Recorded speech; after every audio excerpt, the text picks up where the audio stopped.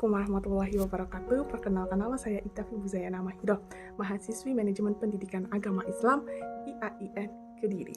Nah, di sini saya akan memenuhi tugas mata kuliah Sejarah Pendidikan Islam yang berjudul menceritakan tokoh inspiratif.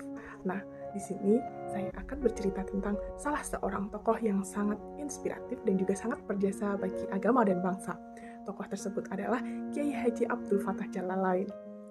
Langsung saja kita ke segmen yang pertama, yaitu biografi dari Kiai Haji Abdul Fattah Jalalain. Nah, Kiai Haji Abdul Fattah Jalalain ini adalah seorang ulama yang masyhur dari Nganjuk. Beliau adalah pendiri pesantren Miftahul Ula dan juga yayasan Miftahul Ula. Beliau ini lahir pada tanggal 9 April 1909 dari pasangan Kiai Arif bin Hasan Alwi dan juga Ibu Sri Hatun bin Kiai Hasan Muhyi, pendiri Pondok Pesantren Kapurrejo, Kediri. Sebagaimana putra Kiai pada umumnya, Kiai Haji Abdul Fattah Jalalain ini juga menghabiskan masa waktu mudanya untuk mencari ilmu atau menimba ilmu dari pesantren satu ke pesantren lainnya, seperti pesantren Gedong Sari Prambon Nganjuk, pesantren Kapurrejo milik kakaknya dari ibunya, dan juga yang terakhir yang diketahui adalah pesantren Tebu Ireng Jombang milik Kiai Haji Hasyim Asy'ari. Dikarenakan beliau mondok di pesantren Tebu Ireng Jombang, maka beliau merupakan salah satu murid dari Kiai Haji Hasyim Asy'ari yang termasyhur. Beliau mondok di sana kurang lebih sekitar 7 tahun, dan setelah itu beliau memutuskan untuk pulang ke Kapurrejo Kediri. Nah, pada saat itu pula beliau melangsungkan pernikahannya dengan Ibu Siti Nur Aini, yang pada saat itu beliau berusia 30 tahun. Setelah beberapa saat, beliau mendengar kabar bahwa istri beliau mengandung. Nah, pada saat itu, Kiai Haji Abdul Fattah Jalalain mulai berpikir keras untuk segera menentukan lokasi dan tempat di mana dia mendirikan pesantren dan juga mendirikan rumah beliau atau kediaman beliau. Nah, setelah beberapa saat, beliau akhirnya memutuskan untuk menyusuri jalanan di daerah Kertosono, Kediri dan sekitarnya. Dan akhirnya beliau masuk ke dalam perkampungan atau daerah yang sesuai dengan pikirannya beliau. Pada saat itu beliau hanya sedang melihat-lihat saja, tidak langsung berpikir cepat. Jadi beliau mengistirahatkan diri, lalu dia kembali ke Kapurrejo Kediri.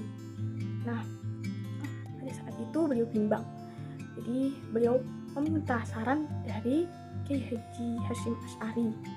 Nah, pada saat itu Kiai Haji Hasyim Asy'ari memberi saran kepada beliau untuk mendirikan pesantren di sebelah barat Sungai Berantas karena letaknya yang strategis. Maka kemudian beliau memohon kepada Allah untuk diberi petunjuk.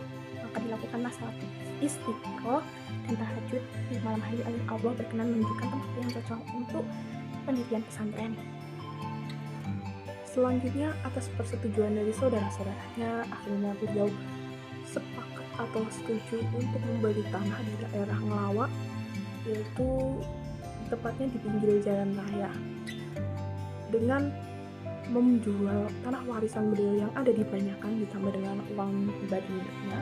Akhirnya beliau memantapkan diri untuk membeli tanah sepetak tanah yang berada di Desa Ngelawa, Kecamatan Kertosono, Kabupaten Nganjuk, yang sekarang ini sudah berdiri yayasan besar Miftahul Ula serta pondok dan juga lembaga pendidikan lainnya.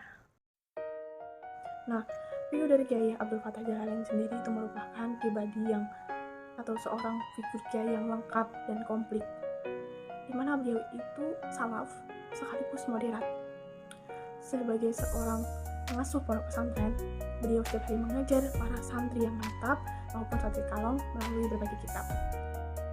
Beliau ini merupakan pribadi yang gemar membaca dan juga berpikiran terbuka.